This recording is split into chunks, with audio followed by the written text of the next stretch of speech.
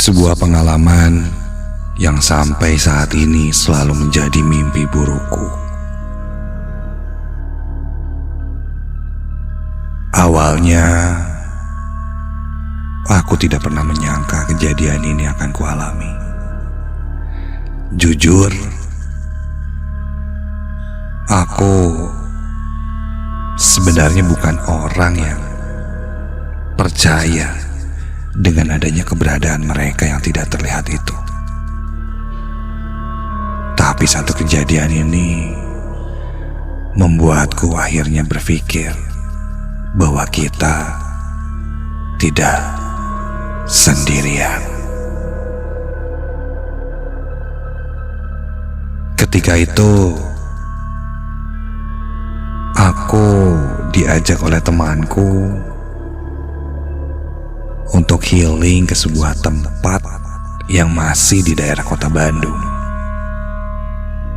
Tapi bisa dibilang ini agak ke arah Bandung Timur, di mana di sana ada sebuah bukit yang katanya punya pemandangan bagus.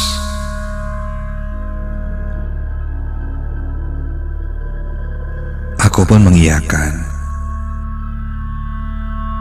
Kami berempat akhirnya memutuskan untuk camping di sana. Karena katanya jika malam hari pemandangan city light di kota Bandung akan terlihat sangat jelas.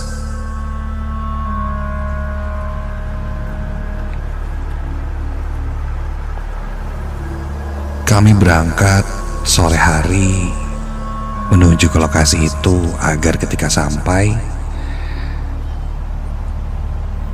tidak terlalu malam dan masih bisa melihat pemandangan langit senja. Namun di tengah perjalanan, salah satu motor temanku mogok dan mengharuskan kami mencari bengkel terlebih dahulu.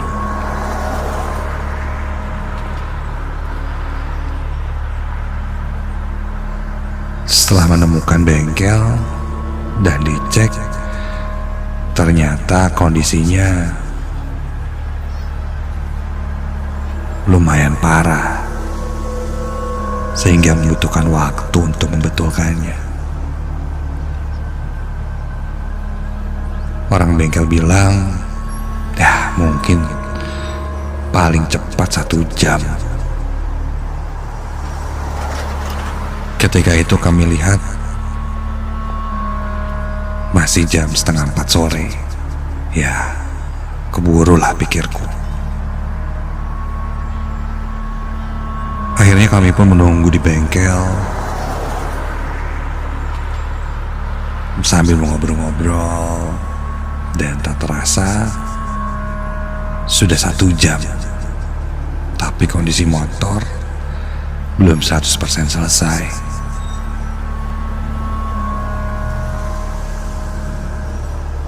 Saat itu sempat terpikir, apa kita undur saja kali ya? Tapi sayang banget ini udah setengah jalan. Tukang bengkel pun bilang sebentar lagi lah selesai. Ya sudahlah, kami pun memutuskan untuk lanjut dan menunggu di sana.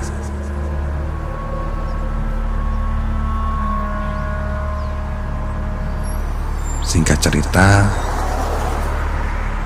motor selesai dibenarkan sekitar jam 5 lebih. Setelah kondisinya sudah baik, kami lanjut bersangkat. Berboncengan 2 motor 4 orang menuju ke lokasi tempat kita camping di bukit itu.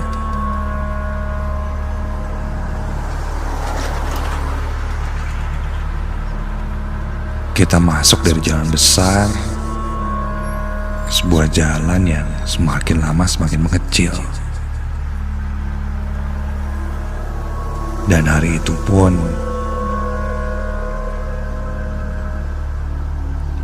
cuaca semakin gelap. Tidak hujan, tapi sore itu mendung.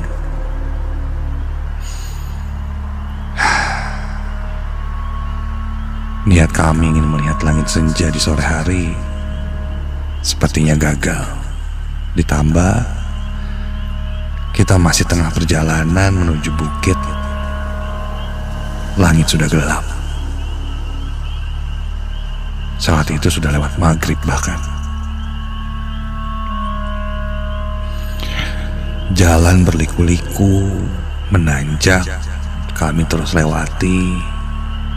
Dan semakin malam, kondisi jalanan semakin sepi. Padahal bisa dibilang masih sore.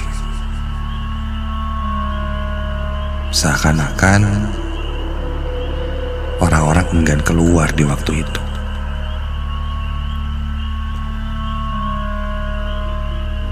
Sampailah akhirnya kami di tempat tujuan.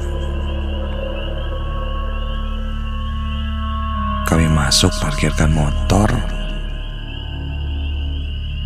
Ada sebuah warung di sana dan kami duduk sebentar untuk istirahat. Ya, lumayan juga perjalanan tadi.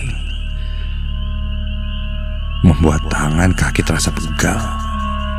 Ditambah barang bawaan kami yang cukup banyak.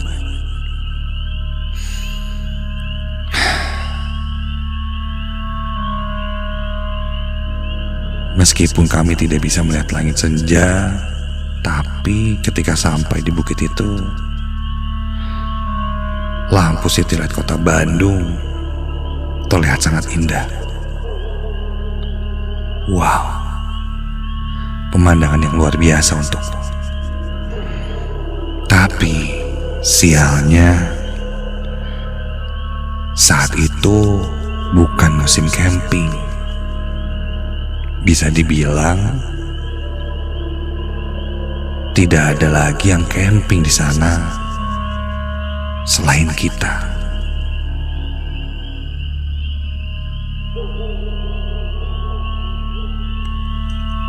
Kami sempat mengobrol dengan penjaga warung dan mereka pun sebenarnya mempersilahkan kami untuk mendirikan tenda. Tapi ya, tidak ada orang lain lagi. Aku dan teman-temanku sempat berdiskusi, gimana nih? Berani nggak?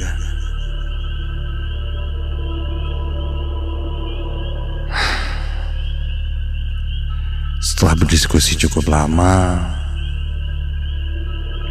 sebenarnya saat itu masih sekitar jam 7:30 malam. Ketika kami kembali pulang ke rumah pun masih keburu. Tapi barang bawaan yang sudah kami bawa ini sayang sekali jika tidak terpakai. Ditambah kami sudah sampai di tempatnya. Jadi akhirnya kami memutuskan untuk bermalam, mendirikan tenda di bukit itu.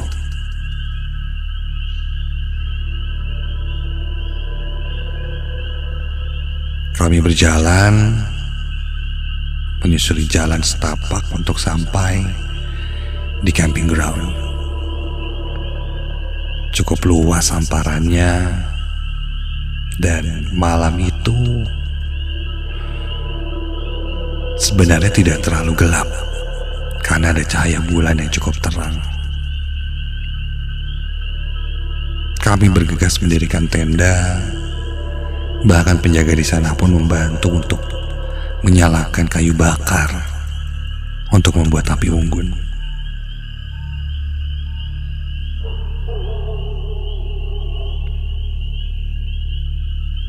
Setelah semuanya selesai, kami mendirikan 2 tenda, dan di antara tenda kami, di depan tepatnya, ada api unggun yang menghangatkan.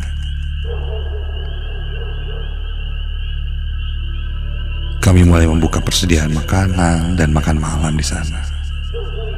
Suasana pun terasa hangat. Satu persatu dari kami mulai bercerita. Sampai di tengah cerita itu, karena udara yang sangat dingin, aku jadi beser, ingin buang air kecil. Untungnya tak jauh dari tenda kami berdiri, ada toilet yang memang diperuntukkan untuk para pengunjung yang sedang camping di sana. Sejak tadi sih aku belum sempat menuju ke toilet. Ketika aku jalan menuju bangunan toilet yang hanya terdiri dari 2 bilik itu, kulihat lampunya gelap. Mungkin memang sedang dimatikan saja lampunya. Sampai di sana, salah satu bilik yang ada di toilet itu tertutup dan satu lagi terbuka. Aku masuk ke toilet, coba mencari saklar lampu. Sayangnya tidak ada. Sepertinya memang harus dari bawah. Saklarnya dan nyala semua kali ya. Ya sudahlah.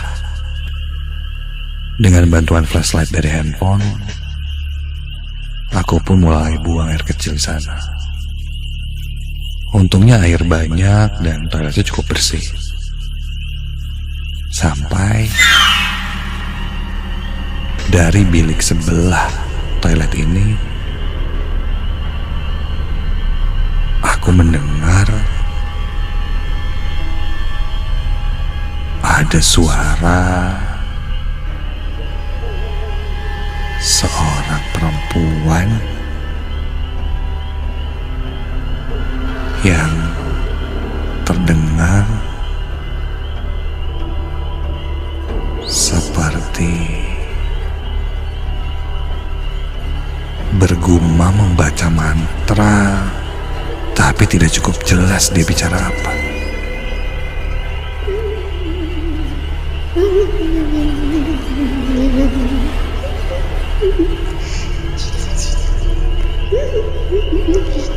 Penasaran, aku pun segera keluar dari bilik toilet. Dan ketika keluar dari bilik toilet, tepat di depan bilik toilet sebelah, ada seorang perempuan yang sedang berdiri. Rambutnya panjang, memakai baju putih, dan wajahnya lumayan cantik.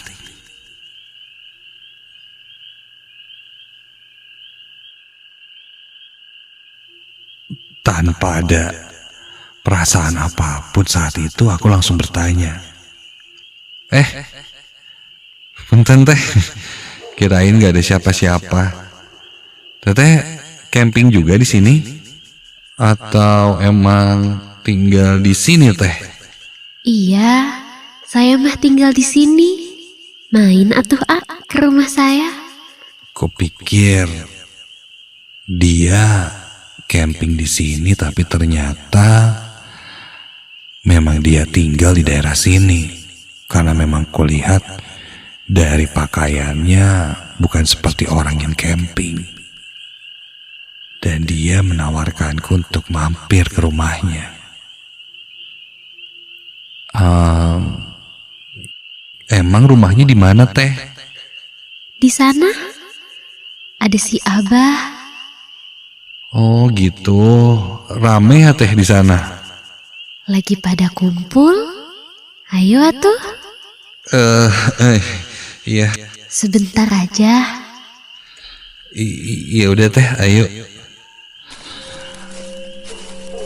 Karena dia sudah ramah menawarkanku ke rumahnya, dan juga ada abahnya atau mungkin orang tua atau siapa. Sepertinya tidak sopan jika aku menolaknya. Aku pun mengiyakan. Perempuan itu berjalan duluan menuju semakin dalam daerah bukit itu. Kiri kanan kami pohon-pohon tinggi. Aku sebenarnya tidak melihat ada cahaya lampu ataupun rumah di sana.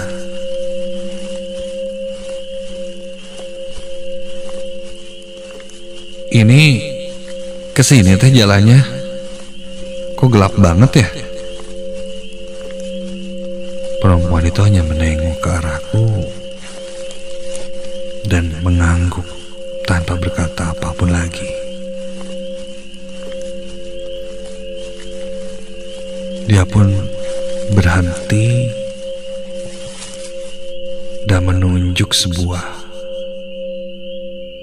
arah di depannya, dan ketika itu aku tidak melihat apa-apa. Lalu perempuan itu memberikan telapak tangannya seperti memintaku untuk memegangnya. Aku pun memegang tangan perempuan itu, dan tiba-tiba saja di depanku yang tadinya tidak ada apa-apa, kini tiba-tiba terlihat sebuah cahaya putih yang sangat terang. Namun saking terangnya hingga kelamaan aku kesilauan dan menutup mataku. Dan ketika aku buka lagi, astaga, di depanku kini nampak sesuatu yang sangat besar, seakan-akan duduk menungguku. Di kiri dan kanannya banyak sekali makhluk-makhluk aneh lainnya yang memperhatikanku, dan jumlahnya sangat banyak.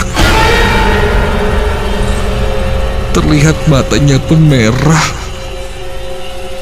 membelalak memperhatikanku, dan itu seperti sebuah tempat yang dipenuhi oleh sosok-sosok menyeramkan.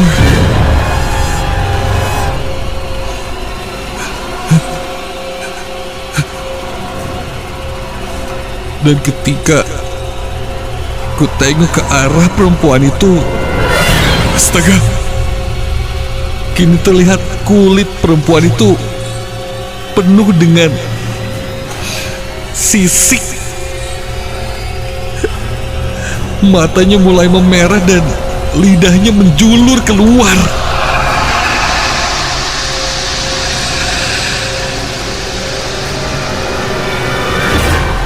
Ulin kadieu teh izin heula atuh.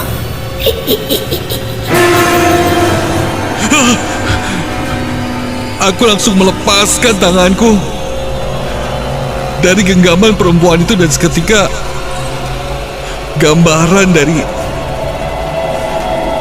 sisi yang menyeramkan itu pun hilang, dan aku langsung berlari kembali ke teman-temanku menuju tenda.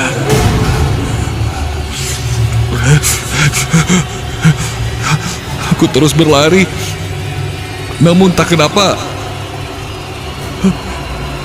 jalanan hutan ini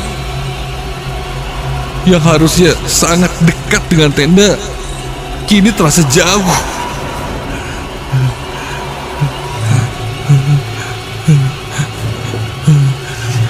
Aku terus berlari dan terasa di atas pohon seperti ada sosok-sosok hitam berbulu yang meloncat-loncat dari pohon ke pohon.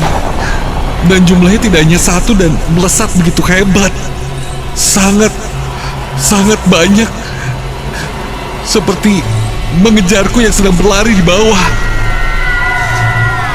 Dalam hati aku berdoa dan terus berdoa sampai akhirnya dari kejauhan kulihat cahaya api unggun.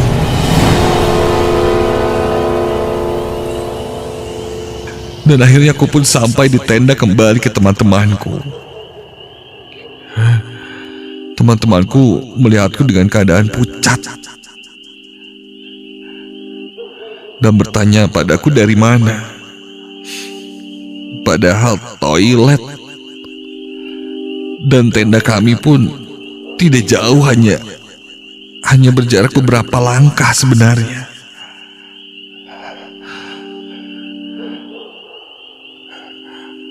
Aku pun tidak langsung menceritakan kejadian yang kualami. Ku bilang saat itu pada temanku, aku sepertinya kurang enak badan. Dan malam itu, ketika aku bermalam di sana, aku hanya bisa terdiam, tidur di dalam tenda. Pagi pun menjelang. Semalaman teman-temanku tidak mengalami hal-hal aneh.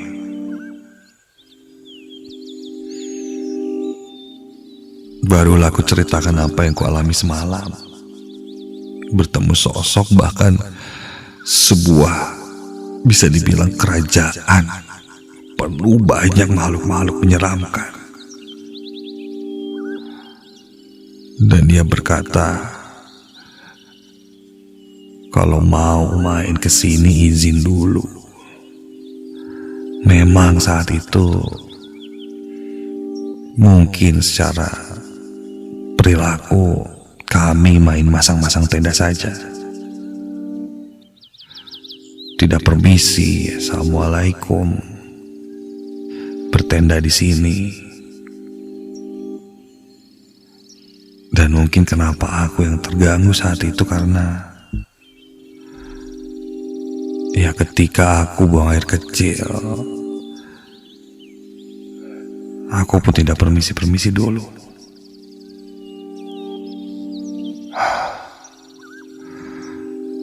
Itu pertama kalinya aku melihat hal gaib yang sampai sekarang tidak pernah kulupakan.